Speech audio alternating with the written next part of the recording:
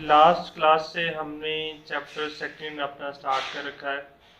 First chapter में हमने ये पढ़ा है कि हमारा कोर्स क्या है, उस कोर्स को समझने के लिए उसकी प्रीलिमिनरीज क्या हैं, यानी क्या क्या कॉन्सेप्ट्स हैं, क्या क्या कोर्सेज हैं या छोटी छोटी चीज़ें जो आपको पता होनी चाहिए to understand this course. So in the previous lecture यानी चैप्टर वन में, ये हमारा सेकंड चैप्टर है, तो हमने चैप्टर वन में ये पढ़ा है कि भाई एक तो सिग्नल्स क्या होते हैं, फिर हमने सिग्नल स्पेक्ट्रम की बात की थी, उसके बाद हमने एम्पलीफायर का कॉन्सेप्ट पढ़ा, टाइप्स ऑफ द एम्पलीफायर्स कौन कौन से होते हैं, एंड लास्टली वी लर्न के how to characterize the amplifier. और एम्पलीफायर को कैरेक्टराइज करने के लिए हमने उनके इक्विवेलेंट मॉडल्स को डिस्कस किया था। सो इन दैट लेक्चर भी हमने ये सीखा कि हमारे जो एम्पलीफायर्स हैं वो चार किस्म के होते हैं कि वोल्टेज एम्पलीफायर होता है, करंट एम्पलीफायर होता है, ट्रांस कंडक्टेंस एम्पलीफायर होता है, ट्रांस रेजिस्टेंस एम्पलीफायर होता है। और हमने ये देखा कि आइडियली बल्कि यूँ कहना चाहिए कि इन एम्पलीफायर्स को कैरेक्टराइज करने के लिए बुनियादी तौर पर चार पैरामीटर्स हैं। First one is input resistance, second one is output resistance, third one is gain of the amplifier and fourth one is bandwidth of the amplifier. तो ये चार पैरामीटर्स हैं जिनकी मदद से हम किसी भी एम्पलीफायर को कैरेक्टराइज करते हैं। लेटर ऑन हमने ये पढ़ा कि अगर आपका जो सिग्नल्स हैं वो if they can be modelled as Thevenin sources and Norton sources.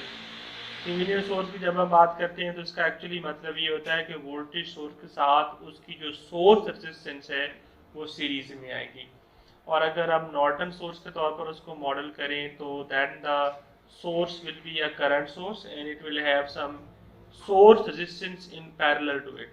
तो मतलब means they are actually the practical representations of any source. तो अगर वो हमारे पास होंगी और हमारे पास resistive load होगा, then we learned that for an ideal voltage source it should have infinite input resistance and zero output resistance.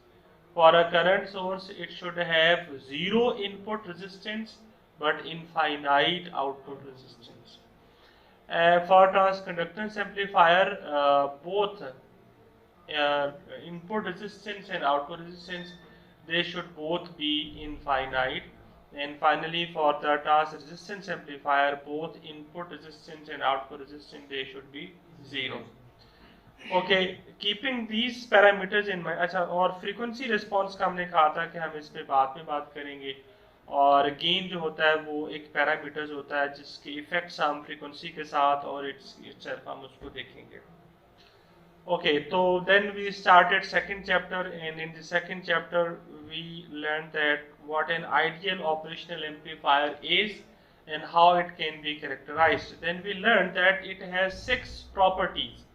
The first one is V output is equal to A times V2 minus V1, whereas V1 is the voltage appearing at its inverting terminal, V2 is the voltage that will appear at its non-inverting terminal, and A is the open loop gain. उसके बाद second property है infinite open loop gain.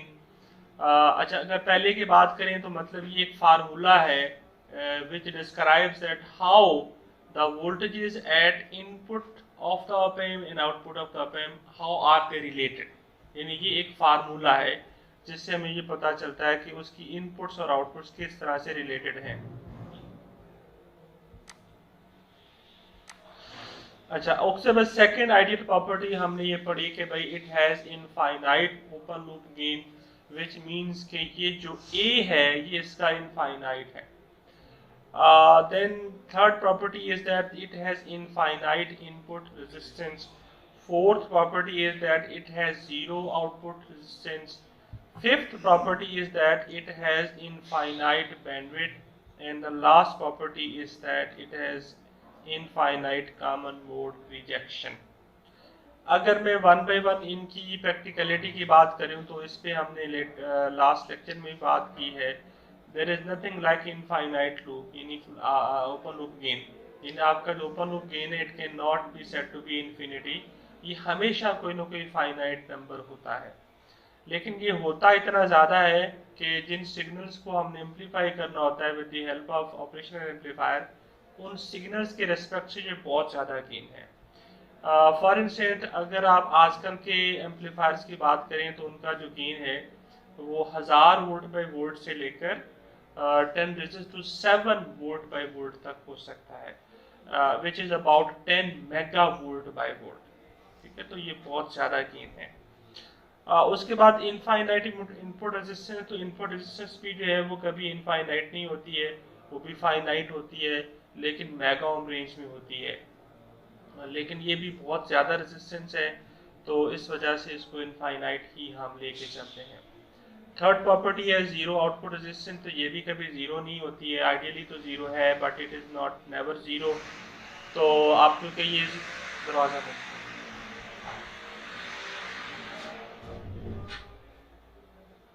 अगर वो उसको भी check करना, अगर वो अच्छी तरह से बंद नहीं है तो क्या नहीं है.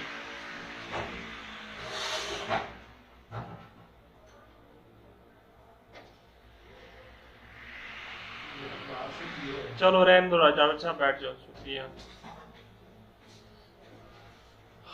ओके, तो आउटपुट रेजिस्टेंस भी इसकी ज़ीरो नहीं होती है, वो भी फाइनाइट होती है. मींस के that could be minimum up to 10 ohm. तो 10 ओम भी अच्छी खासी रेजिस्टेंस होती है. और उसके बाद जो इनफाइनाइट बैंडविड्थ, इसका एक्चुअली मीनिंग ये होता है that it can amplify the signal of any frequency right from zero frequency to any signal of any frequency. तो ये भी कभी नहीं होता है. जो हम एम्पलीफायर्स बनाते हैं with operational amplifier, they can amplify the signals of up to some kilo hertz. ठीक है, वो भी नहीं कि मेगा हर्ट्स में इस तरह के सिग्नल्स को ये एम्पलीफाई कर सकता है, तो ऐसा भी नहीं है. और कॉमन मोड रिजेक्शन का मतलब ये होता है कि जैसा कि इस डेफिनेशन में लिखा है कि A times V2 minus V1 है. तो व्हाट दिस मीन कि it will amplify the difference of these two voltages. It will not amplify V1 और V2 but the difference. That means कि जो सिग्नल इन दोनों में कॉमन होगा वो उनको एम्पलीफाई नहीं करेगा, उनको रिजेक्ट कर देगा. This property is called common mode rejection. उसके अब ये इसके डायग्राम में आपको बताया गया है कि इसको सिंबॉलिकली हम कैसे रिप्रेजेंट करते हैं. तो ये है विदाउट पावर सप्लाई कनेक्शंस, ये पावर सप्लाई कनेक्शंस के साथ है, और ये आपको साथ दिखाया गया है कि पावर सप्लाई कनेक्ट कैसे करते हैं. बुनियादी तौर पर ऑपरेशनल एम्पलीफायर की जो आईसी है वो 8 पिन आईसी होती है. जो जनरल पर्पस आईसी है वो 8 पिन आईसी है, और उस आईसी में ग्राउंड कनेक्शन नहीं होता. तो ग्राउंड कनेक्शन उसका इस तरह से बनाया जाता है. So keeping in mind these properties of the operational amplifier, it can be modeled with this circuit diagram. कि it has a dependent source, जबकि इस dependent source का जो V2 और V1 है वो यहाँ से आ रहे हैं और यहाँ से आ रहे हैं, right?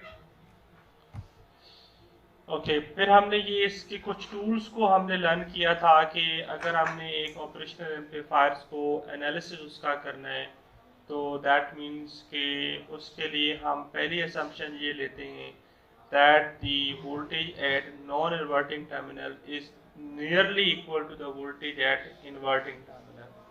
तो इस असम्पशन के पीछे जो बुनियादी लॉजिक है वो ये है that as open loop gain approaches to zero, तो जब आप इस गिवन इक्वेशन को V2 माइनस V1 के लिए सॉल्व करते हैं then it can be written as V2 minus V1 equals to V output upon A. Now as A is approaches to infinity, then a finite number divided by infinity, the answer will approach to 0. So V2 minus V1 is equal to 0. Alternatively, we can say that V2 is nearly equal to V1. उसके बाद second property जो है वो ये कि as the input resistance of the op amp is infinite, so we can assume that there will be no in और out current at the op amp inputs. In जो उसकी इनपुट्स हैं वहाँ पे कोई करंट नहीं है। इसका एक्चुअली मतलब ये है कि यहाँ से करंट ना इन होगा ना आउट होगा, इसी तरह से यहाँ से भी करंट ना इन होगा ना आउट होगा। और इसी चीज को यहाँ पे दिखाया गया है that I1 is 0 and I2 is 0।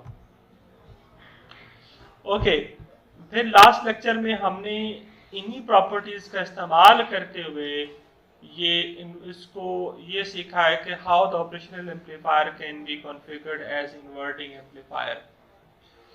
तो इन्वर्टिंग एम्पलीफायर बनाने के लिए क्या करते हैं कि इसकी जो नॉन इन्वर्टिंग इनपुट है उसको ग्राउंड किया जाता है, और जो इन्वर्टिंग इनपुट है इस पे एक इस तरह से रजिस्टर लगाते हैं that connects output to this input, इसको कहा जाता है फीडबैक रजिस्टर। और फिर एक और रजिस्टर लगाते हैं between the signal that is to be amplified and the inverting terminal. इसका जब एनालिसिस किया गया तो हमने देखा कि इसका जो आउटपुट और इनपुट का रेशो है वो -R2/R1 है। तो मतलब इसका गेन जो है दैट इज -R2/R1। फिर जैसा कि मैंने अभी आपको बताया है कि एम्पलीफायर को कैरेक्टराइज करने के लिए चार बुनियादी चीज़ें होती हैं।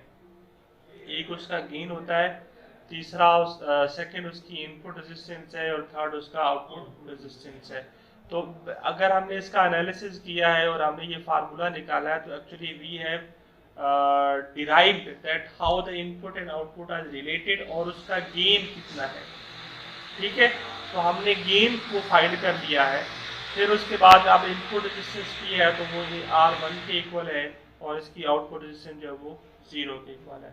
तो मतलब अगर आप ऑप एम्प को इस तरह से कनेक्ट करें तो ये एक एम्पलीफायर बन जाता है, और इस एम्पलीफायर का नाम है इन्वर्टिंग एम्पलीफायर। इस इन्वर्टिंग एम्पलीफायर का गेन -R2/R1 के इक्वल है, इसकी इनपुट रेजिस्टेंस R1 के इक्वल है और इसकी आउटपुट रेजिस्टेंस 0 के इक्वल है। बाकी रहेगी इसकी बैंडविड्थ, तो वो हम इसी चैप्टर के एंड में देखेंगे कि how it's bandwidth is given, और वो बैंडविड्थ इसकी एम्पलीफिकेशन कैपेबिलिटी को किस तरह से डिटरमिन करती है। फिर हमने जनाब पढ़ा नॉन इन्वर्टिंग एम्पलीफायर।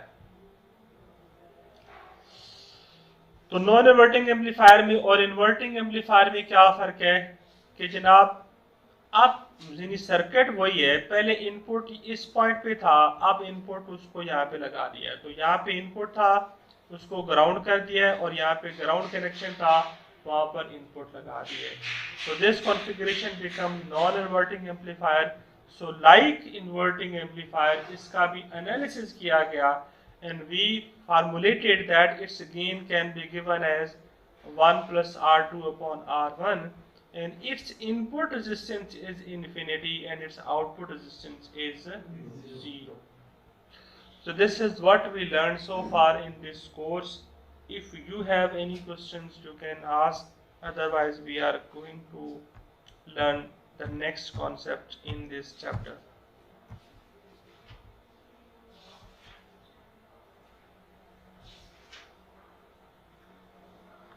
जी, any question?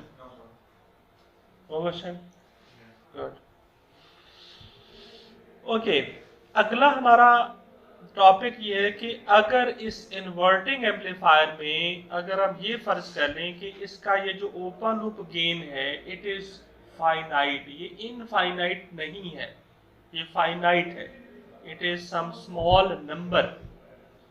तो how the input and output they will be related, और ये यानी इसका इफेक्ट क्या होगा ओवरऑल गेन पर।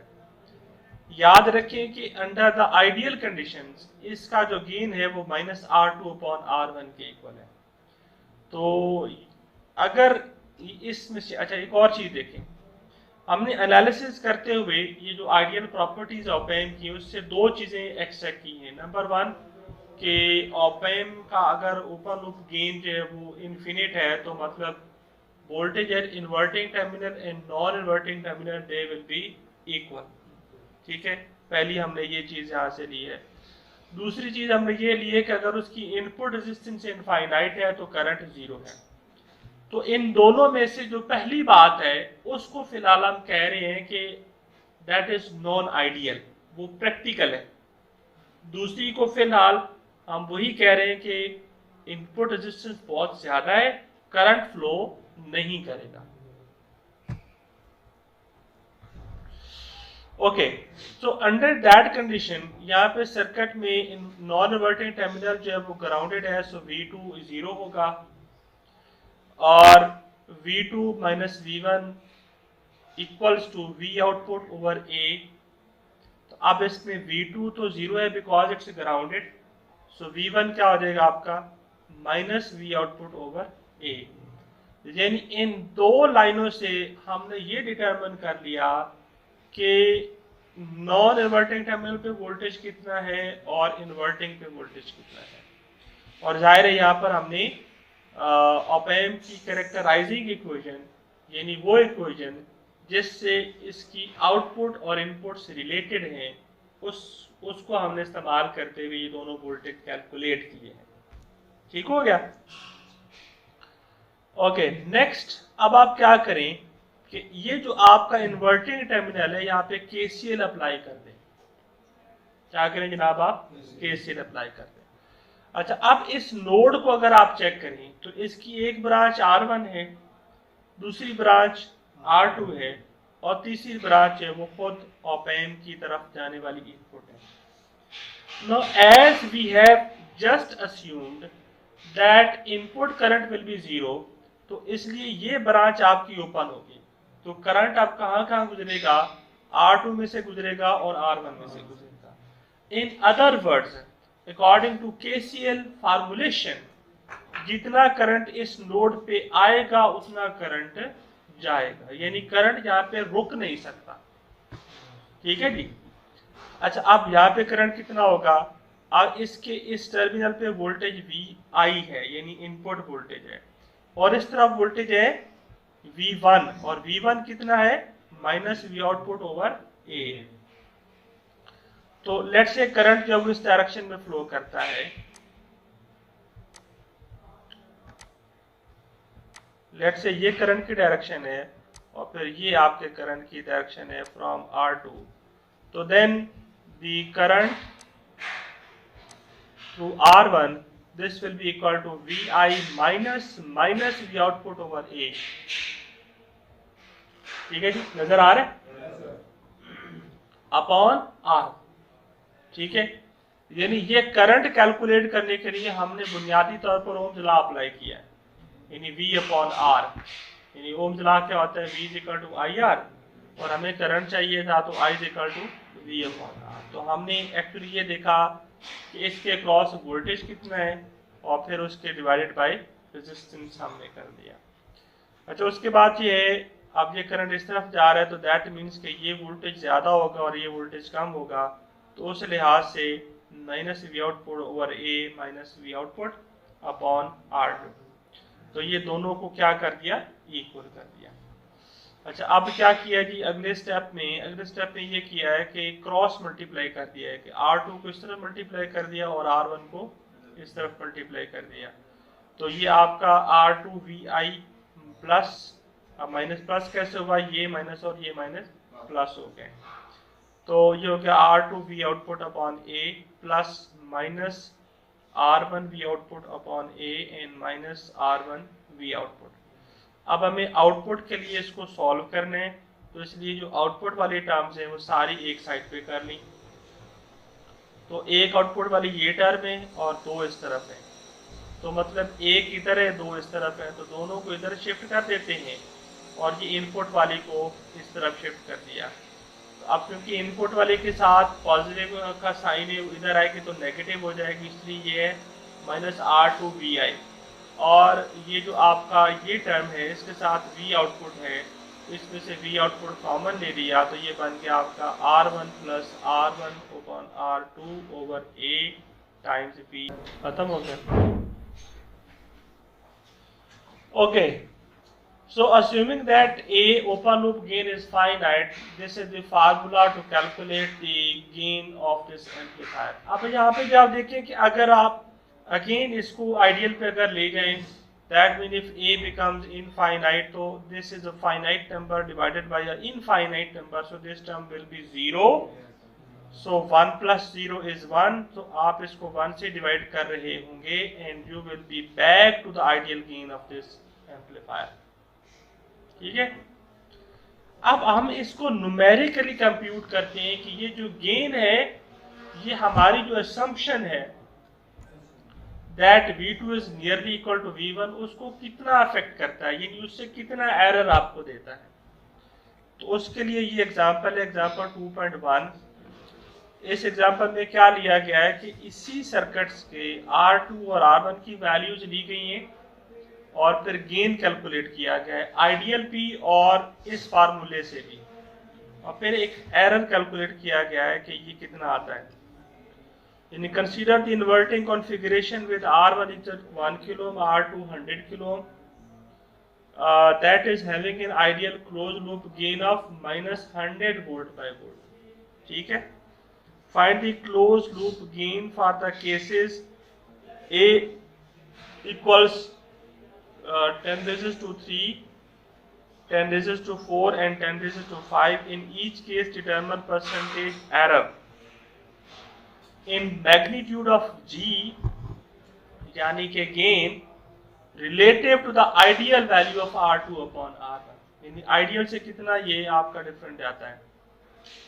Also determine the voltage V1 that appears at the inverting input terminal when Vi is equal to 0.1 volt।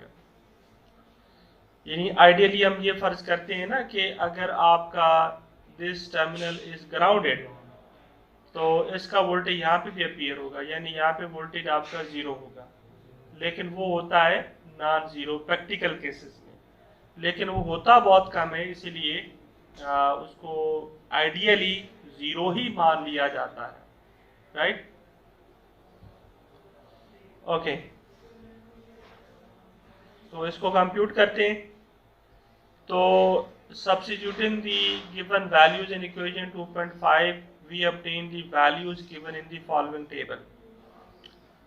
यानी अगर आप a को लेते हैं 10 raised to 3 तो आप ये फार्मूला इस्तेमाल करेंगे -R2 अपॉन R1। R2 आपको 100 किलो ओम गिवन है, R1 आपको 1 किलो ओम गिवन है, तो कितना हो गया -100। और फिर इसी तरह से R2 अपॉन R1 यहाँ पे भी 100 हो गया प्लस 1 101 हो गया, और फिर हो गया 1 प्लस 1 ओवर A। A की वैल्यू केस 1 के लिए है 1000, ठीक है। तो 101 तकसीम 1000 करेंगे तो वो बनता है 1.101, और ये प्लस 1 उसमें ऐड किया तो क्या बन गया 1.101।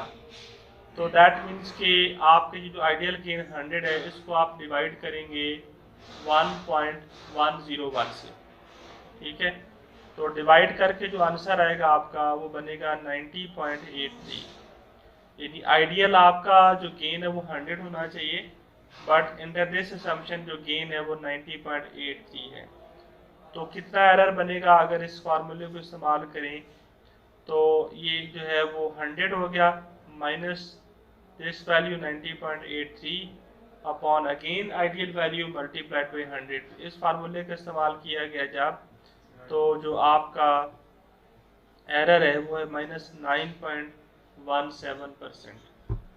अच्छा, अब गेन को सिर्फ 10 गुना और बढ़ाया गया, यानी उसको 10,000 कर लिया गया, तो फिर जो गेन है it has become 99, it has approached quite closer to 100 which is the ideal gain. अब इसमें जो एरर है दैट इज ओनली -1%। उसके बाद अगर गेन को और बढ़ा दिया गया है तो आप देखेंगे जो आपका ये जो गेन है यानी R2/R ए से डिवाइड करके जो है इट इज 99.9 और एरर आपका क्या है -0.1%। तो दैट मीन्स कि अगर कैपिटल ए जो कि ओपन लूप गेन है उसकी वैल्यू बढ़ती है तो आपका जो ओपन लूप गेन है उसकी value that approaches to ideal. ठीक है। अच्छा, फिर ये यहाँ पे लास्ट कॉलम में V1 कैलकुलेट किया गया है। तो V1 कैलकुलेट करने के लिए यहाँ पे जो फार्मूला एक्चुअली अप्लाई किया गया है वो ये वाला अप्लाई हुआ है, राइट। कि अगर V इनपुट है वो 0.1 वोल्ट है तो आइडियल केस में आपका जो आउटपुट वोल्टेज होना चाहिए वो 100 टाइम्स 0.1, तो कितना हो गया 10 वोल्ट हो गया ना, 10 वोल्ट हो गया, यानी आउटपुट आपका बना 10 वोल्ट। तो आप कैलकुलेट करना है V1 का क्या फार्मूला है -V आउटपुट ओवर A। तो 10 डिवाइडेड बाई 1000 करेंगे तो वो कितना हो जाएगा -10 मिली। बल्कि इसको इस गेन से कैलकुलेट किया गया है, प्रैक्टिकल गेन से। तो 90/90.83 डिवाइडेड बाई ए करना है ना, तो ए जो आपका वो 1000 है तो इसलिए 9.08 मिली वोल्ट हो गया।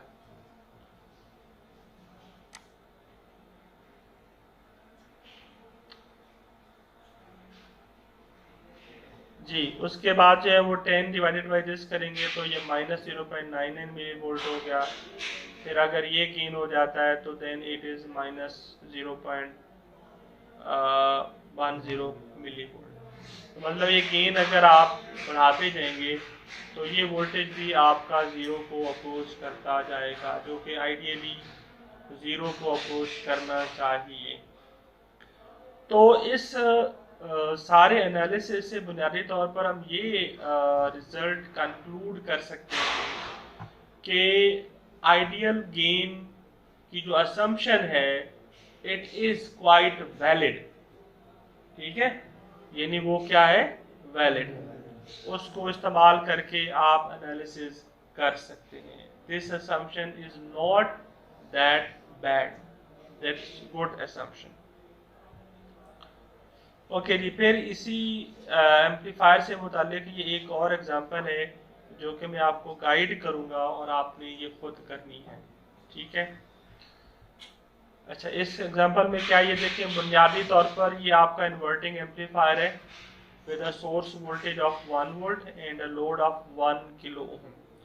इस एग्जांपल के सोल्यूशन से आपको ये आइडिया हो जाएगा that how to treat an inverting amplifier practically, यानी आप एक इन्वर्टिंग एम्पलीफायर को किस तरह से ट्रीट कर सकते हैं, उसका एनालिसिस कर सकते हैं जबकि आपने एम्पलीफायर बना लिया।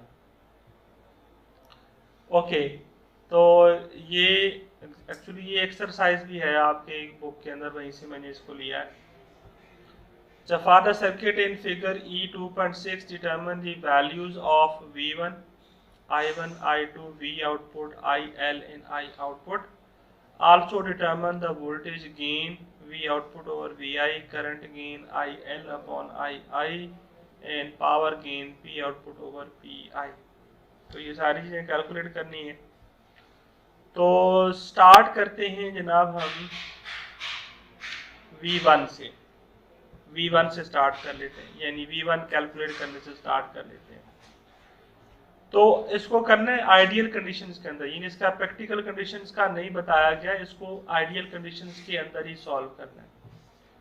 तो सबसे पहले क्या करना है V1 कौन सा वोल्टेज होता है, voltage at inverting terminal.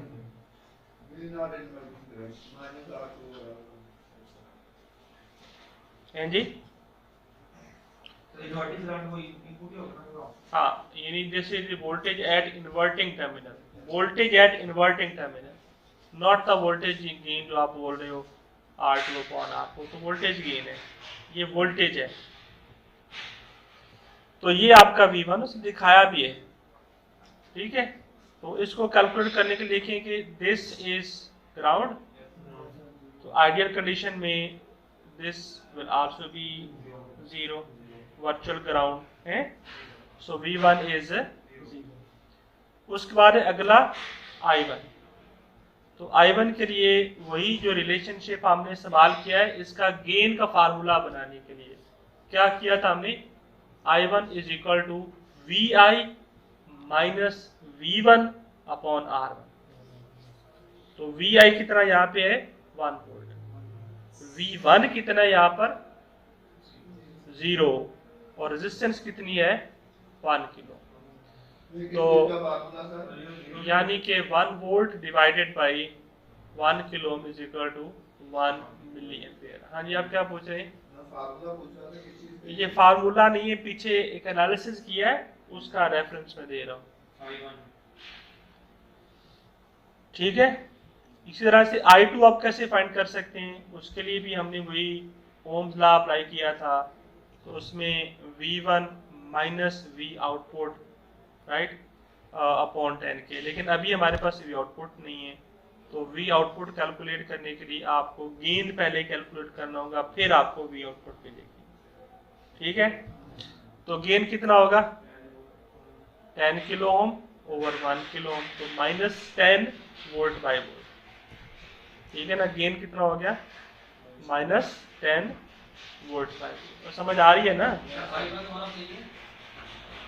I1 VI minus V1 हो गया ना, हाँ।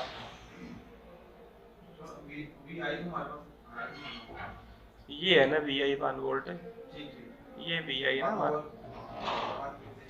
जी। तो अब उसके बाद है ना, अब V आउटपुट लेने के लिए आपको आउटपुट वोल्टेज चाहिए, ठीक है। तो उसके लिए आपको गेन कैलकुलेट करना है पहले, तो वो आ गया माइनस R2/R1। तो माइनस R2/R1 यानी 10 किलो और 1 किलो, तो ये हो गया आपके पास माइनस 10 वोल्ट बाई वोल्ट, यानी वोल्टेज गेन का जो यूनिट है वो वोल्ट बाई वोल्ट लिया जाएगा जी, माइनस 10 वोल्ट बाई वोल्ट।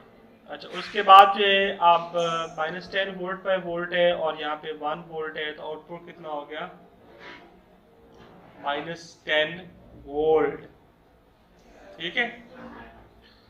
अच्छा, अब आप देखिए कि जो I2 है, अब ये दो तरह से हो सकता है। ये पहले मैंने जानबूझ के नहीं बताया ताकि हम V आउटपुट पहले कैलकुलेट कर लें। अब देखिए, अगर यहाँ से 1 मिली एम्पीयर का करंट है, तो करंट इधर तो जा नहीं सकता, तो जाएगा कहाँ पर R2 में से। तो दैट मीन्स कि I1 and R2 they are equal. तो अगर I1 1 मिली एम्पीयर है तो I2 कितना होगा 1 मिली एम्पीयर। लेकिन आप इसको ये जो ओम्स लॉ अप्लाई करके कैलकुलेट करते हैं, उससे भी आप वेरीफाई कर सकते हैं। तो उससे वेरीफाई करने का क्या तरीका है कि आप V1 माइनस V आउटपुट करेंगे, ऐसा ही करेंगे ना। तो V1 minus V output upon 10K आप करेंगे, तो V1 है 0, उसके बाद दरमियान में माइनस, और आपका ये वोल्टेज भी क्या है माइनस 10 वोल्ट है। तो 0 माइनस माइनस प्लस 10 वोल्ट हो गया, 10 volt upon 10K, again 1 milli ampere. बात समझ गए? तो यहाँ से भी आपका वेरीफाई हो गया। तो आपने 4 पैरामीटर्स पहले कैलकुलेट कर लिए, राइट। मतलब V1 is 0, I1 is 1 milliampere, I2 is also 1 milliampere, and V output is minus 10 volt. Okay, उसके बाद जी गेन भी हमने कैलकुलेट कर लिया है, this is minus 10 volt by volt. उसके बाद जी आपका करंट गेन क्या होगा ये भी करते हैं, लेकिन उससे पहले आप हमें लोड करंट फाइंड करना है। तो लोड करंट फाइंड करने के लिए आपने ये लिखना है कि लोड के क्रॉस वोल्टेज कितना है और ये लोड है कितना। तो ये लोड 1 किलो ओम है और इसके क्रॉस वोल्टेज है 10 वोल्ट नहीं माइनस 10 वोल्ट, इन्वर्टिंग एम्पलीफायर है ना, माइनस 10 वोल्ट। तो minus 10 volt divided by 1 kilo ohm, ठीक है ना। तो ये कितना हो जाएगा आपका IL -10 मिली एम्पेयर, यानी इसकी डायरेक्शन डाउनवर्ड दिखाई गई है but actually current flows upward. तो बात समझ आ रही है ना। एक्चुअली करंट कहाँ फ्लो करता है, ऊपर फ्लो करता है। अच्छा, अब ये करंट जब ऊपर फ्लो करता है इस नोड की तरह और यहाँ से करंट इधर आ रहा है, तो ये करंट जाएगा कहाँ, इनटू द ऑप एम्प। कहाँ जाएगा, इनटू द ऑप एम्प, यानी इसके आउटपुट टर्मिनल के अंदर जाएगा।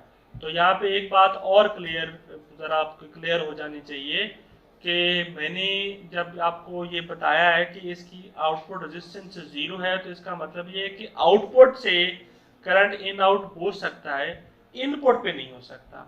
तो ये इनपुट पे करंट तो आपका 0 है बट आउटपुट पे करंट आपका है। तो अब चूंकि ये इन्वर्टिंग एम्पलीफायर है, इधर आपने पॉजिटिव वोल्टेज दिया है, तो यहाँ पे आपका नेगेटिव वोल्टेज है। तो नेगेटिव वोल्टेज के इफेक्ट की वजह से करंट आपका अंदर को फ्लो करेगा। ठीक है जी, IL -10 मिली एम्पीयर। ठीक है, तो -10 इंडिकेट करता है that current flows into the op amp.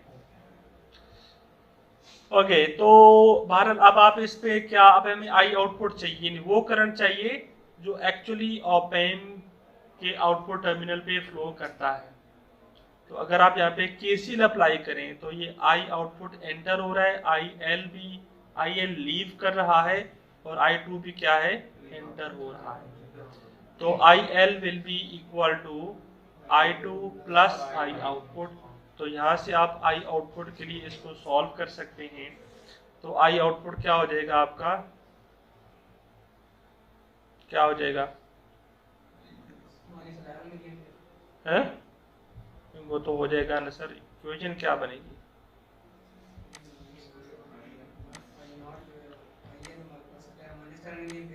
I output plus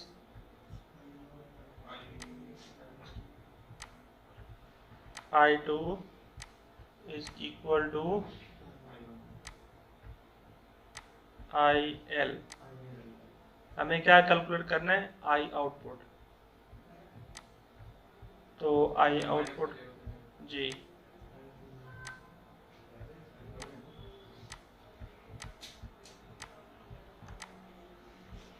IL minus I2।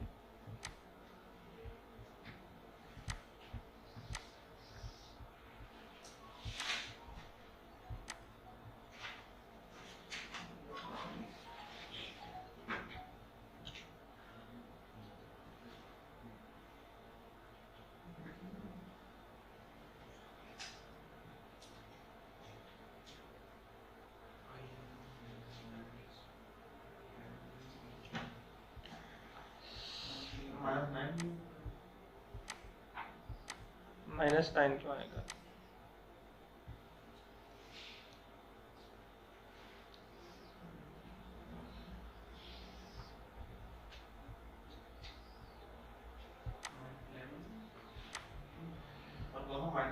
हाँ ये देखें ना, ये -10 है ना, और I2 जो है वो 1 मिली एम्पेयर है, वो पॉजिटिव है। लेकिन इस माइनस की वजह से, यानी इस वाले दरमियान वाले माइनस की वजह से वो आपका माइनस हो गया, तो ये -11 मिली एम्पेयर हो गया।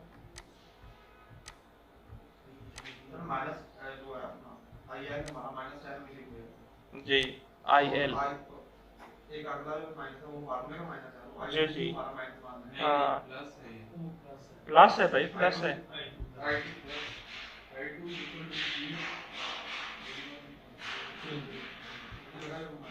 जी। तो आपका ये जो आई आउटपुट करंट है which actually flows into the op amp, वो आपका है -11। माइनस ही इंडिकेट करता है कि दैट करंट वो फ्लो करता है इनटू द ऑप एम्प। तो वैसे आईसी की टर्मिनोलॉजीज में इसको फैन इन कहा जाता है कि कितना करंट उसका वो इनफ्लो करता है, या सोर्स, इसको आप यूँ कह सकते हैं कि करंट जो आपका ऑप एम्प है वो आपका 11 मिली एम्पेयर का करंट वो सिंक कर रहा है बजाय इसके कि वो सोर्स करे। ठीक है, तो यहाँ पे मैं एक और भी नुक्ता आपको बताना चाहता हूँ, वो ये है कि जब आप ऑप एम्प की डेटा शीट देखेंगे, और मैं आपको दिखाऊंगा भी कि जब आप उसकी डेटा शीट देखते हैं तो उसमें आप एक चीज़ नोटिस करेंगे कि उसमें आई आउटपुट करंट की एक मैक्सिमम लिमिट लिखी होती है। तो वो जो एक्चुअली करंट है वो ये इंडिकेट करता है कि कितना करंट आप इसकी आउटपुट पे एक्सपेक्ट कर सकते हैं, इन भी और आउट पे। ठीक है, सम टाइम वो सेम वैल्यू होती है। तो हमें ये बता रहा था आपको कि ये जो करंट आपका -11 मिली एम्पेयर है, तो आप उसकी डेटा शीट पे देखेंगे तो आउटपुट करंट पे लिमिट होती है। समटाइम उसमें सोर्सिंग करंट और सिंकिंग करंट अलग अलग वैल्यूज होती हैं कि वो सिंक करंट कितना कर सकता है आप एम और सोर्स करंट कितना कर सकता है। Sometime that could B single value. ठीक है, वैसे इन जनरल जो है वो 20 मिली एम्पियर तक का करंट जो है वो कोई भी ऑप एम्प वो सिंक या सोर्स कर सकता है। तो ये चीज़ में रखते हुए आपको ये लोड पे जो है ना वो देखना होता है कि आप लोड कितना छोटा लगा सकते हैं। क्योंकि अगर आप देखें ना कि अगर आप इस लोड को और छोटा कर देंगे, लेट से अगर आप इसको 500 ओम कर देते हैं तो 10 वोल्ट आपको मैक्सिमम आउटपुट वोल्टेज मिल रहा है। तो दैट मीन्स कि आपका यही करंट आपका 20 मिली एम्पेयर हो जाएगा। ठीक है ना, तो 20 मिली एम्पेयर का करंट ये हो गया और 1 मिली एम्पेयर का करंट यहाँ से आ रहा है। तो दैट मीन्स कि आपका ये जो करंट है वो इन जाएगा, वो 21 मिली एम्पेयर हो जाएगा। So that would be exceeding its sinking limit. तो अगर वो ये जो लिमिट है अगर ये कंटिन्यूसली एक्सीड होती जाएगी तो फिर आपका जो ऑप एम्प है वो बर्न कर सकता है। ठीक है, सो इसलिए ये लोड पे इस चीज़ का ख्याल रखना होता है कि कितना आप उसको लोड लगाएं कि वो सेफली काम करता रहे। ओके, नेक्स्ट जो है आपका ये हम कर लिया हमने। अब आई एल अपॉन आई आई, तो आई जो करंट है आपका वो यहाँ से आ रहा है तो वो आपको 1 मिली एम्पेयर करंट मिल रहा है, और जो लोड करंट है आपका वो 10 मिली एम्पेयर है। तो इसलिए आपका -10 मिली एम्पेयर है। तो -10 milli ampere divided by 1 milli ampere, so that becomes -10 ampere by ampere. This becomes your current gain. अच्छा, उसके बाद है पावर गेन। तो पावर गेन के लिए आप V² अपॉन R या I² R वाला फार्मूला इस्तेमाल कर सकते हैं। अब चूंकि और इसी तरह से हाँ, तो मतलब जो पावर आप लोड को सप्लाई कर रहे हैं इट इज़ I² R। अब यहाँ पे चूंकि पावर है और आपने स्क्वायर लेना है तो, और आपका जो I है वो है IL। ठीक है, 10 मिली एम्पेयर। तो -10 का जब आप स्क्वायर लेंगे तो वो कितना बनेगा, +100। तो दैट मीन्स कि आपकी जो आउटपुट पावर है दैट विल बिकम 100। अच्छा, अब ये करंट आपका मिली एम्पेयर है। ठीक है, तो जब आप मिली का स्क्वायर लेते हैं, अब मिली होता है आपका 10⁻³ तो जब आप उसको स्क्वायर लेंगे तो वो क्या हो जाएगा 10⁻⁻6। तो मतलब ये 100 टाइम्स 10⁻6 हो जाएगा -6, और साथ में 1 किलो। ठीक है, तो किसका फोन बज रहा है? अच्छा, उसके बाद 1 किलो में, तो 1 किलो का जो होता है वो होता है आपका टाइम्स 10⁻3। तो -3 और सॉरी -6 + 3 -3 हो गया। दैट मीन्स कि आपकी जो आउटपुट पावर है it is 100 milli volt, 100 milli watt sorry.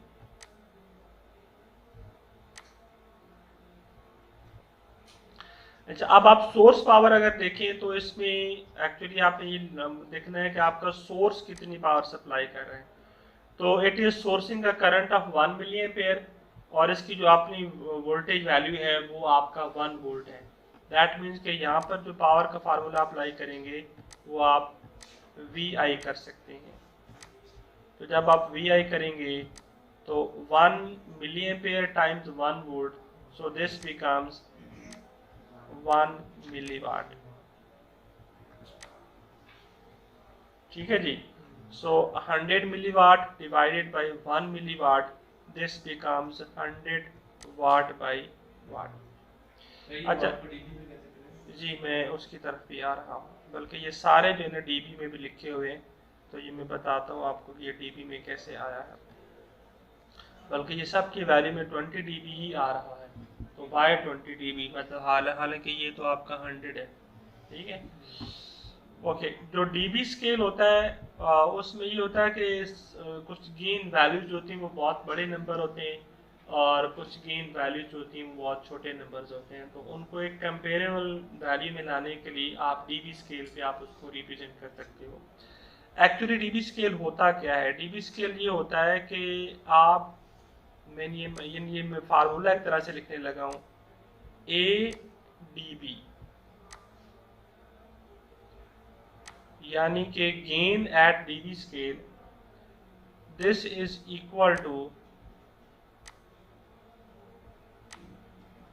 20 times log of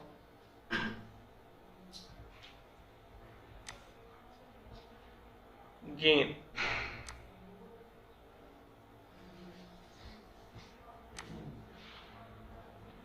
तो ये जो मैंने ब्रैकेट इस्तेमाल किए हैं, ये मैंने एब्सोल्यूट वो मॉड वाले ब्रैकेट इस्तेमाल किए हैं. तो इनके इस्तेमाल करने का बुनियादी मकसद ये है कि आप गेन अगर आपका नेगेटिव है तो उसको आपने पॉजिटिव लेना है. ठीक है. अच्छा, अब ये इस फार्मूले का अगर आप इस्तेमाल करें तो ये गेन आपका 10 है, ये गेन भी आपका 10 है, आलो कि ये वोल्ट बाय वोल्ट है और ये एम्पेयर बाय एम्पेयर है. तो आप इस फार्मूले में अगर इसको इस्तेमाल करें तो ये आपका क्या हो गया,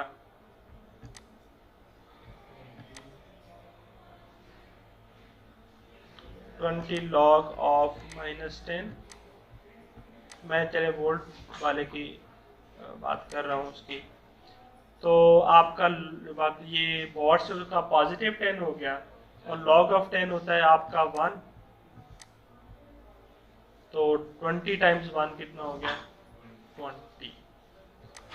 तो ये आपका 20 डीबी गेन आ गया.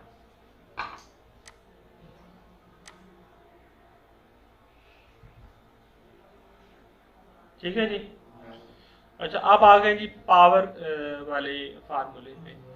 जो पावर वाला फार्मूला है उसमें आप देखें कि यहाँ पे जब हमने पावर कैलकुलेट की है लोड साइड पे इधर, तो हमने पावर कैलकुलेट करते हुए क्या किया है, हमने आई स्क्वायर इस्तेमाल किया है.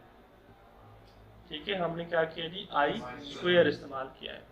तो जब हमने आई स्क्वायर इस्तेमाल किया है तो अब लॉग, यानी एक्चुअली ये जो आपका ये जो मैंने फार्मूला लिखा है ये वोल्टेज गेन के लिए है और करंट गेन के लिए है. अगर पावर गेन लेना हो तो फिर ये जो फार्मूला है बुनियादी तौर पर वो ऐसे है, यानी A D B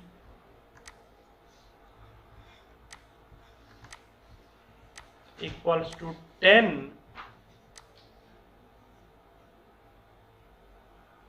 log of, अब मैं यहाँ पे पावर गेन लिखूंगा. जब आप पावर गेन लेते हैं तो वो फार्मूला इस तरह से है. अब आप देखेंगे आप 100 वाला यहाँ पे करेंगे इस्तेमाल वैल्यू, तो log ऑफ 100 कितना होता है, 2 होता है. ठीक है, 100 का अगर लॉग लेते हैं, ये log 10 की बात कर रही हूँ, जो कॉमन लॉग होता है मैं उसकी बात कर रहा हूँ.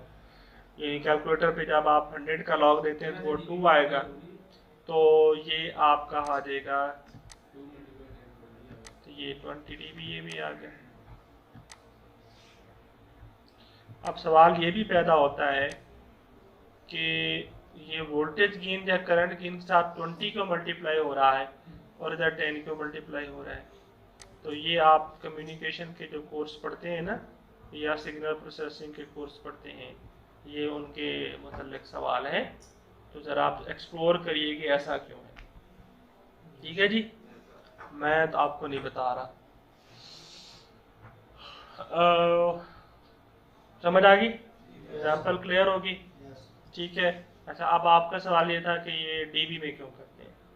तो डीबी पे इसलिए करते हैं, मैं पहले भी बता चुका हूँ कि आपके नंबर्स कुछ बहुत बड़े हो सकते हैं, कुछ बहुत छोटे हो सकते हैं, तो उनको कॉम्पैक्ट फॉर्म में लिखने के लिए डीबी स्केल का इस्तेमाल करते हैं, और डीबी स्केल में कंपैरिजन अच्छा हो जाता है, ठीक है, इस वजह से डीबी स्केल में करते हैं। तो जैसे मैं आपको एक मिसाल देता हूँ कि अगर आपका गेन है एक के साथ हैं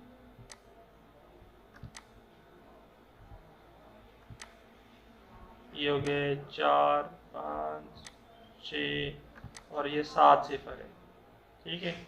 तो ये मतलब कितना है, एक्चुअली इसको लिखेंगे तो ये 10⁻⁷ वोल्ट बाई वोल्ट है, तो ये बहुत बड़ा नंबर है ना। अगर आप इसका लॉग ले लें तो इसका लॉग बनता है 7, तो 7 को आप 20 से मल्टीप्लाई कर दें, कितना हो गया 140, ठीक है। यानी आपने 10⁻⁷ को 140 से रिप्रेजेंट कर दिया। So this is the basic logic behind using dB scale. Okay जी, तो हमने अब तक ये पढ़ा है दैट इन्वर्टिंग एम्पलीफायर क्या है, उसका गेन कितना है, उसका इनपुट रेजिस्टेंस कितनी है, और उस पे फाइनाइट गेन का कितना एक इम्पैक्ट है। अब हम इसकी एक बड़ी ही खूबसूरत ही एक एप्लीकेशन कंसीडर करने जा रहे हैं, और ये एप्लीकेशन जो है वो बड़ी यूज़फुल है, क्योंकि हम इसी की बेसिस पर कुछ मज़ीद कॉन्सेप्ट इसमें ऐड करेंगे, particularly when we talk about filter design. और इसके अलावा एमएस वालों को मैंने ये भी बताया था कि ये हमारा जो कोर्स है ये लीनियर इंटीग्रेटेड सर्किट्स का कोर्स है। तो यूँ समझ लें कि इस सर्किट को पढ़ लेने के बाद, और इसका एक वेरिएंट सर्किट है उसको पढ़ लेने के बाद, जो लिनियरिटी का पहला कॉन्सेप्ट है कि जिसमें जो सिग्नल्स हैं, इनपुट सिग्नल्स और output signal, they are only time variant, यानी उनके अंदर कहीं पे डेरिवेटिव नहीं आता, कहीं पे इंटीग्रल नहीं आता, यानी they are straightforward related to one another. यानी जिसके अंदर सिग्नल्स का जो रिलेशनशिप है वो इस तरह से है that y is equal to a times x। इस तरह के रिलेशनशिप को इम्प्लीमेंट करने के लिए ये सर्किट हमें हेल्प करेगा, ठीक है। अच्छा, अब मैं यहाँ पर एक और भी चीज़ बताना चाहता हूँ कि हमने अगर आप कंपैरिजन करें between inverting configuration and non inverting configuration, और ये आप जानने की कोशिश करें कि अगर बतौर एम्पलीफायर देखा जाए तो कौन सा आपका जो सर्किट है वो बेहतर है, इन्वर्टिंग एम्पलीफायर बेहतर है या नॉन इन्वर्टिंग बेहतर है। So clearly it looks that non-inverting configuration of the op amp is better अगर आप सिर्फ उसको एम्पलीफायर की नज़र से देखें तो, क्योंकि हमने क्लास 1 के अंदर या सेकंड क्लास के अंदर हमने ये एनालिसिस किया था that for the voltage amplifier input resistance should be infinite and output resistance should be 0.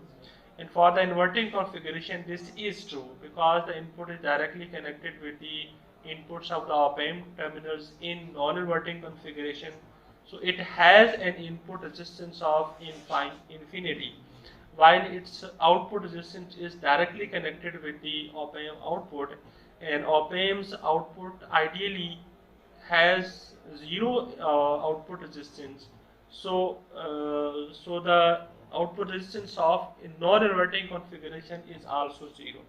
तो उसकी जो दोनों आइडियल कंडीशन हैं they are met by the non inverting configuration. और सेकंड जो उसका थर्ड जो उसकी बात है वो ये है कि उसका जो गेन है वो नॉन इन्वर्टिंग है, यानी वो पॉजिटिव साइन के साथ है, वो सिग्नल को इन्वर्ट नहीं करता।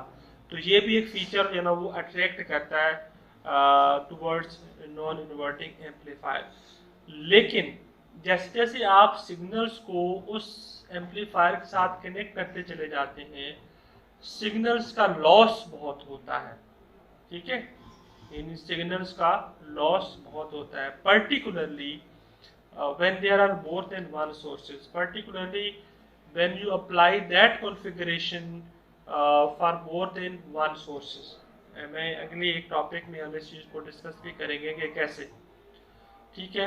तो यानी सिग्नल पावर जो कि पहले बहुत कम होती है, उसके हवाले से वो वाला एम्पलीफायर अच्छा नहीं है, ठीक है।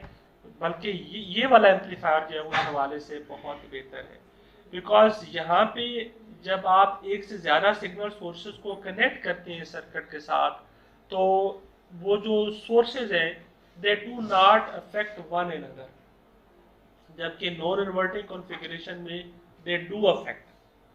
सो लेट्स एक्सप्लोर कि वो कैसे अफेक्ट करते हैं और कैसे अफेक्ट नहीं करते।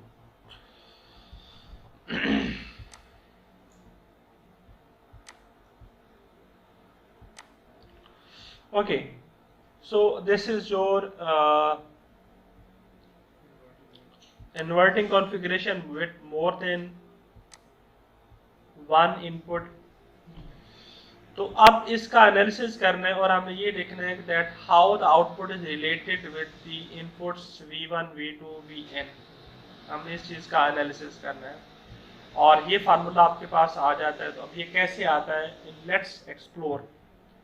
सबसे पहले तो ये देखिए कि जब भी आपके साथ एक से ज़्यादा सोर्सेज होते हैं, आप कौन सा थ्योरम अप्लाई करते हैं एनालिसिस करने के लिए? When there are more than one sources in the circuit, कौन सा थ्योरम इस्तेमाल करते हैं एनालिसिस के लिए? Norton nodal. वो थ्योरम तो नहीं है, वो तो लॉ है जी। हम अप्लाई करते हैं सुपरपोजिशन थ्योरम, ठीक है, जिसमें आप एक सोर्स का इफेक्ट ले सकते हैं, बाकी सारे सोर्सेज को आप कैंसिल कर सकते हैं, ठीक है। अच्छा, आप ये देखिए कि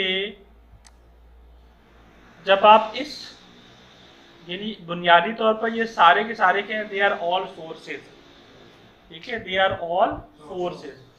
सो when you are taking the effect of this source, that means कि ये सोर्स भी नहीं है, ये सोर्स भी, बाकी सारे सोर्स भी नहीं है। अच्छा, आप ये देखें कि आपका ये टर्मिनल जब ग्राउंड है तो दैट मीन्स कि ये भी आपका ग्राउंड है। तो इस पहले के अलावा ये जो सारे हैं, इनमें से तो करंट फ्लो कर ही नहीं सकता। क्यों नहीं कर सकता? बिकॉज ये इधर भी जीरो हो गया, इधर भी जीरो हो गया, दोनों साइड पे वोल्टेज क्या हो गया, सेम। तो जब एक रेजिस्टेंस के दोनों साइड पे वोल्टेज सेम होगा तो करंट ऑटोमेटिकली जीरो हो जाएगा, यानी उसमें से करंट फ्लो नहीं करेगा। Effectively those resistors will not affect this current, mean के इस करंट की जो भी वैल्यू हम लेते हैं ये उसको कम या ज्यादा नहीं करेंगे। समझ गए ना बात? अच्छा, इसी वर्चुअल ग्राउंड की वजह से this current can be computed like that this I1 will be equal to V1 upon R1, ठीक है। Similarly for this source, this will become I2 is equal to V2 upon R2 and so on up to Vn upon Rn। अब वो जो second property हम इस्तेमाल करते हैं जिसमें हम कहते हैं that no current will flow into the op amp, all the current will flow from the source towards this Rf। तो अब आप यहाँ पे देखिए कि ये I1 plus I2 up to In, they will be equal to this current I, ठीक है ना। तो अब ये I किसके इक्वल होगा? What will this I be? इस तरफ जीरो वोल्टेज है और इस तरफ आउटपुट वोल्टेज है, सो I will be equal to -0 minus V output upon Rf, ऐसा ही है ना। तो मतलब आपका जो I है this will become minus V output over Rf।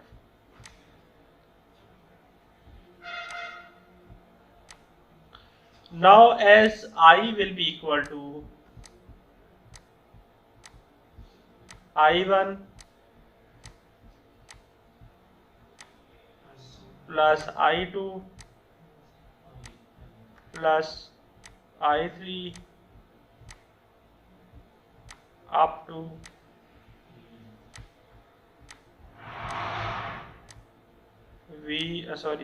In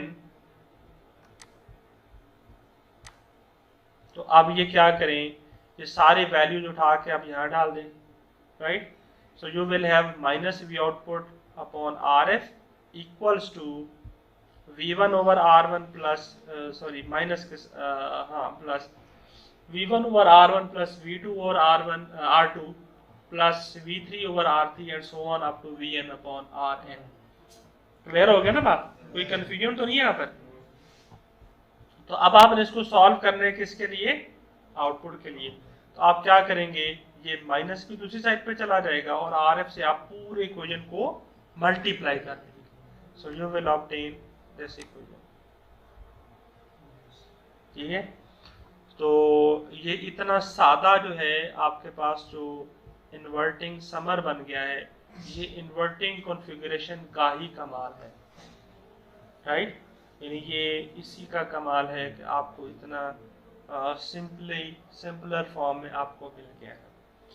तो इसका मतलब ये हुआ कि अगर आपको पॉजिटिव सम चाहिए तो फिर क्या करेंगे, ये तो आपका ऑल नेगेटिव सम आ गया ना। आपको पॉजिटिव सम चाहिए तो आप क्या करेंगे, सिंपली आप क्या करेंगे, एक और इन्वर्टिंग कॉन्फ़िगरेशन इसके साथ कैस्केड कर देंगे, ठीक है। यानी आप क्या करेंगे जनाब, मैं आपको इधर करके दिखाता हूँ।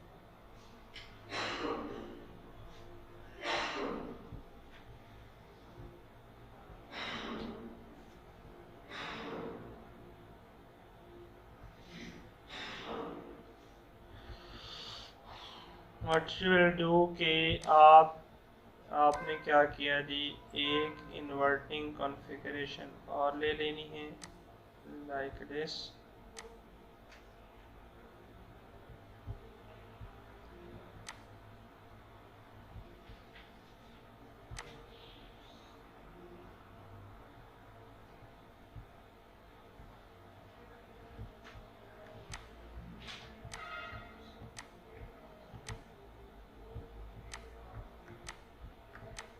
और इन दोनों रेजिस्टर की वैल्यू आपने सेम रख लेनी है। लेट्स से कि इसको भी आप 10K कर देते हैं और इसको भी आप 10K कर देंगे जी, सेम, ताकि इसका गेन -1 हो जाए, ठीक है ना।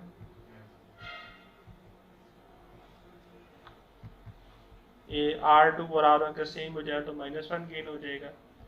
तो जब आप इस आउटपुट के साथ -1 को मल्टीप्लाई करेंगे तो क्या आ जाएगा, आपका पूरा जो गेन है वो पॉजिटिव हो जाएगा। ये बात क्लियर हो गई। चलें जी, अब इसी कॉन्सेप्ट को हम एक्सटेंड करते हैं और अब हम ये करते हैं कि आप दो ऑप एम्प्स को कैस्केड कर देते हैं और इसका नतीजा ये होगा कि यहाँ पर तो आपके पास जो एक्सप्रेशन है ना, उनमें हर कोफिशिएंट का साइन सेम है, ठीक है। इस सर्किट में क्या है, हर कोफिशिएंट का साइन सेम है, either they are all negative either they are all positive, ठीक है। तो जब आप एक लीनियर इक्वेशन की, एक लीनियर एक्सप्रेशन की बात करते हैं, सिग्नल सिस्टम आप लोगों ने भी पढ़ा होगा, तो आप लीनियर एक्सप्रेशन कब कहते हैं, that y of t is equal to a1 x1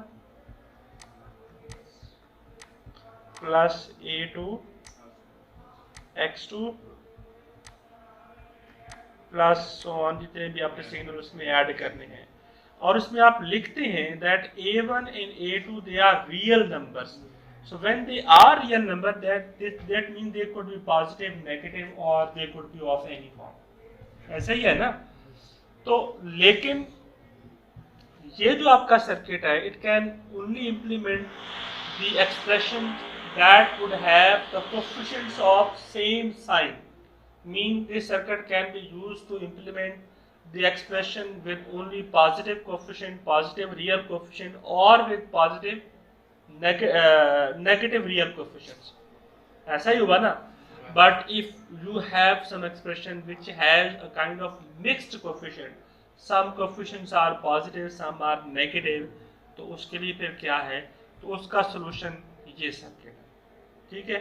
तो इसको सिंपली समझाने के लिए इसमें सिर्फ दो इनपुट्स यहाँ ली गई हैं, दो इनपुट्स यहाँ ली गई हैं, ताकि इसको समझा जा सके और फिर इसको समझ के इस कॉन्सेप्ट को हम एक्सटेंड कर दें।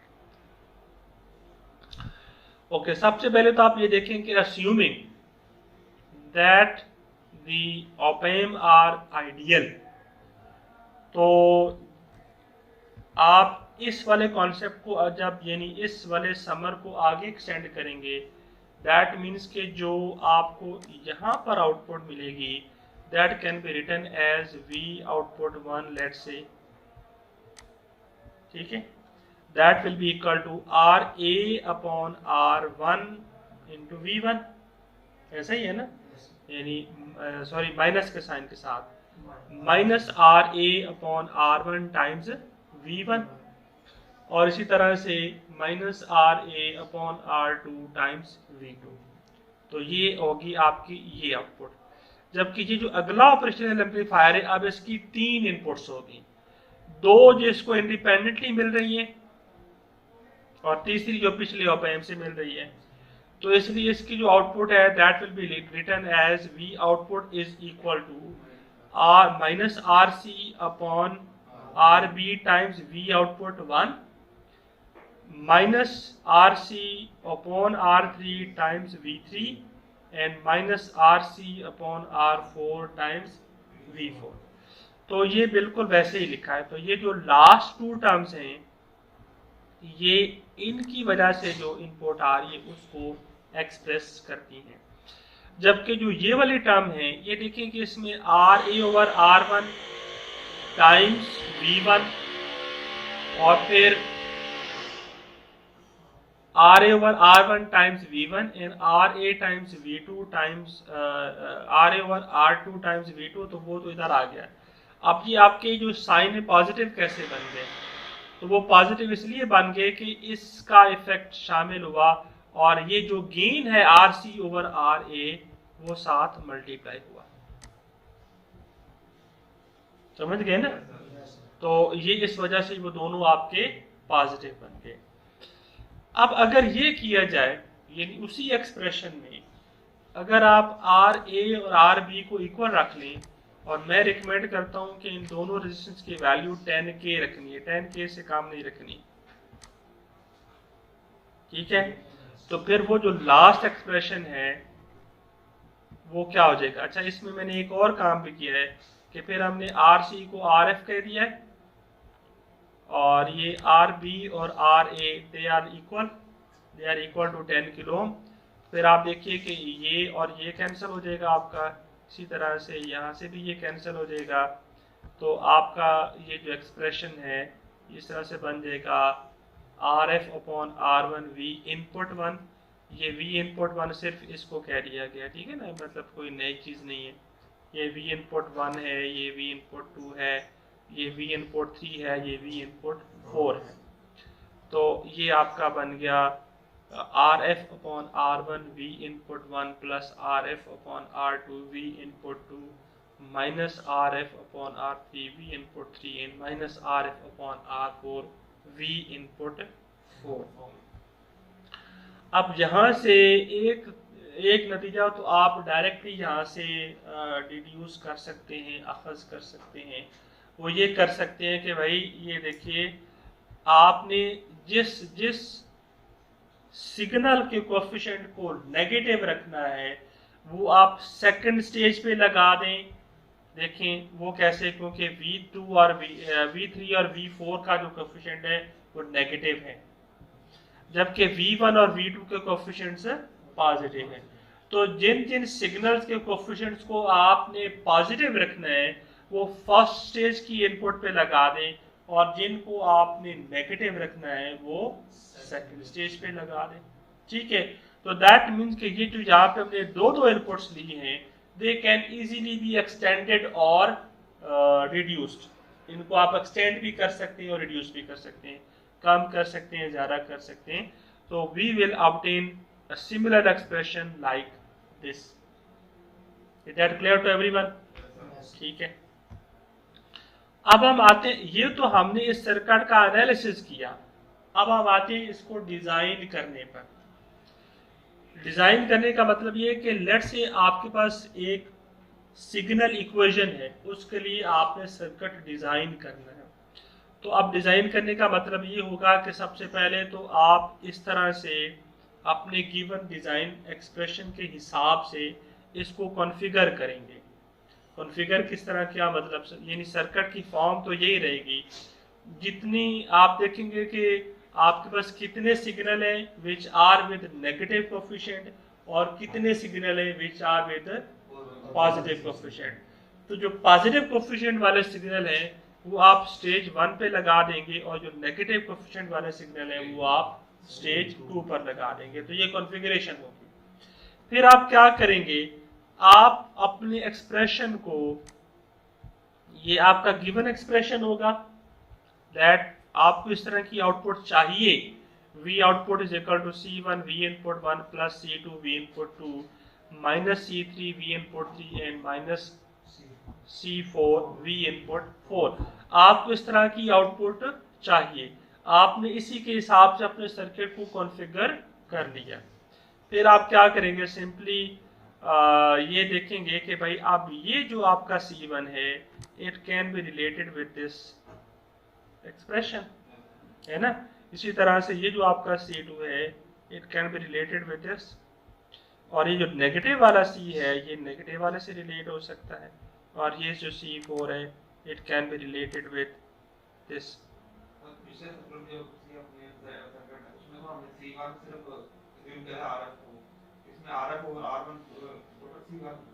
नहीं, वहाँ पे जो वो है RC RA RB RC, ये कोफिशिएंट है कि C1 C2 C3 they are coefficient, they are numbers, वो रजिस्टर्स, ठीक है। तो उनको इनके साथ कंफ्यूज ना करो। आपको कंफ्यूजन क्या हो रही है वो आप मुझे बताओ।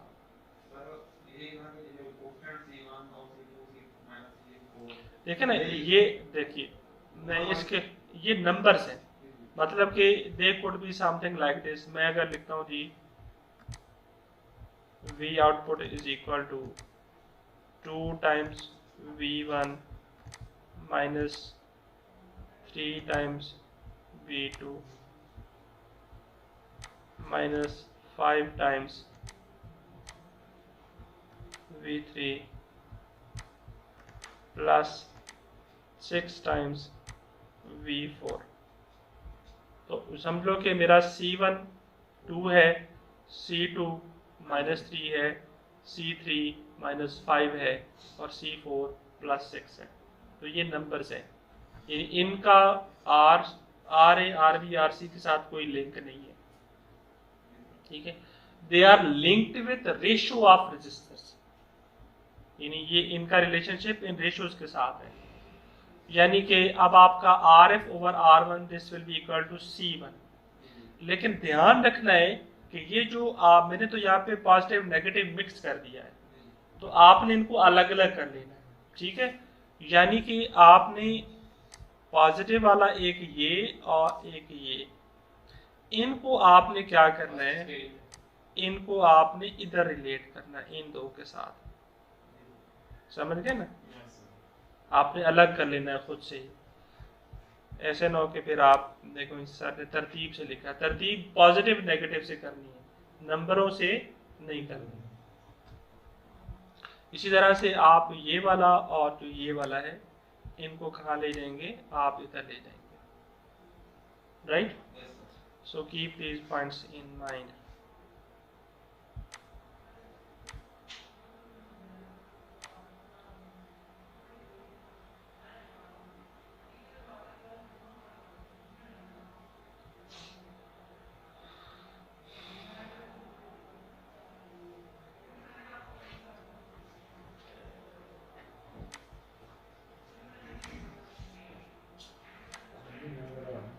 जी जी जनाब, जनाब चाहें आप, आपको बड़े काम पड़ते हैं, बड़े आदमी हैं। चलो चलो ठीक है। Okay, so in general we can write that CI is equal to RF upon RI, ठीक है ना।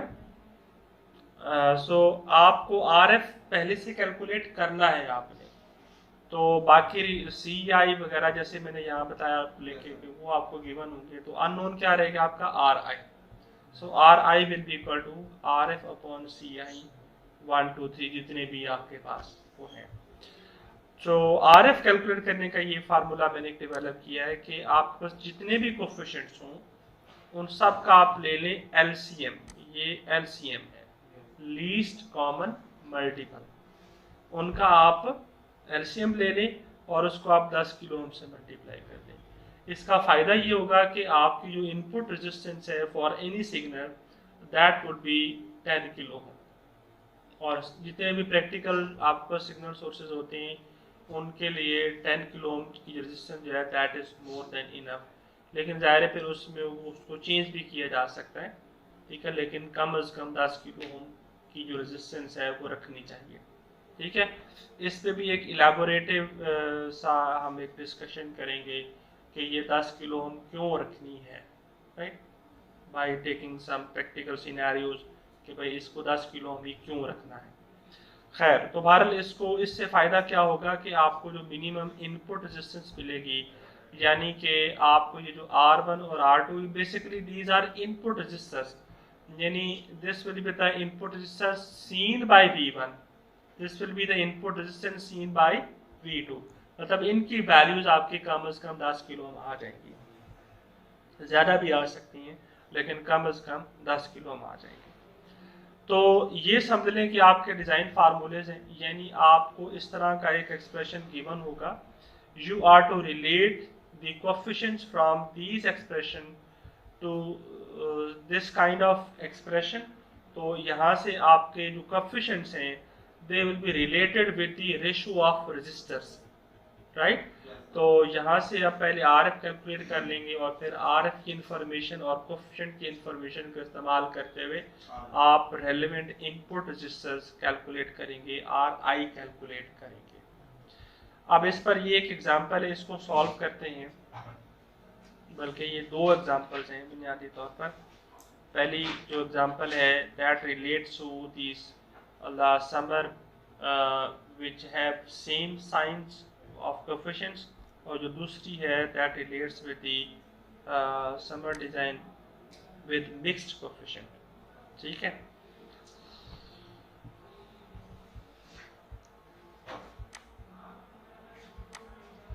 चलें तो पहले एग्जांपल को सॉल्व करते हैं।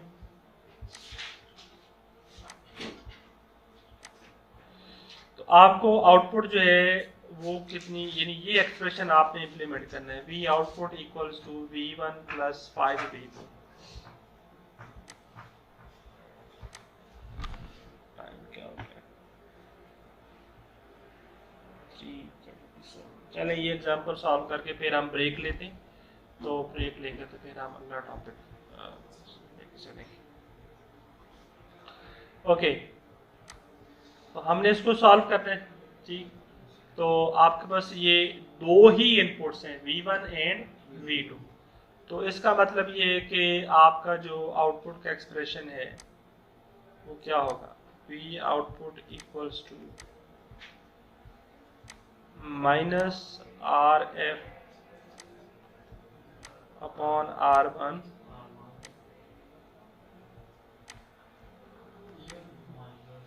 Times V1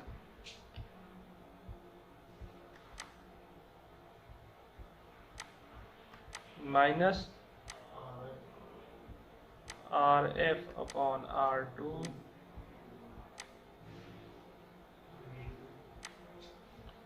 into V2। तो you can clearly see that this can be related with this coefficient which is 1, right, and this can be related with 5, right. So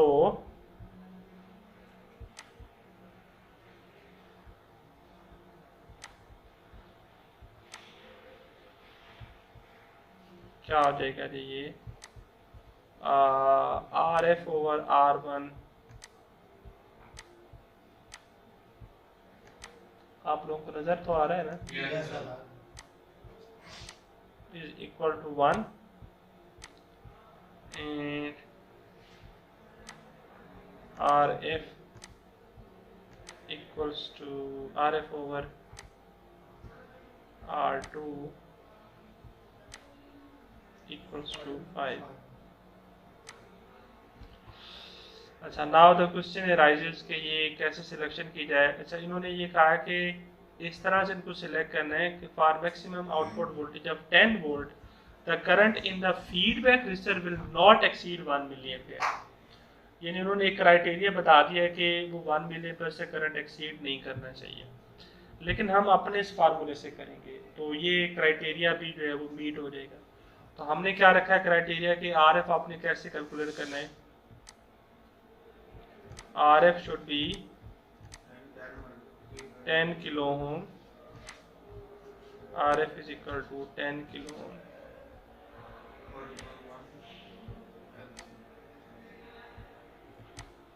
multiplied by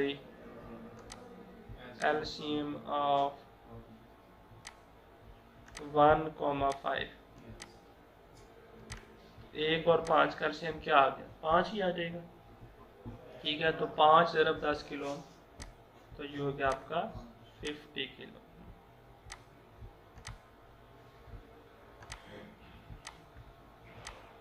ठीक है जी। तो अब अगर ये आपका RF जो वो 50 किलो ओम हो तो R1 कितना हो गया?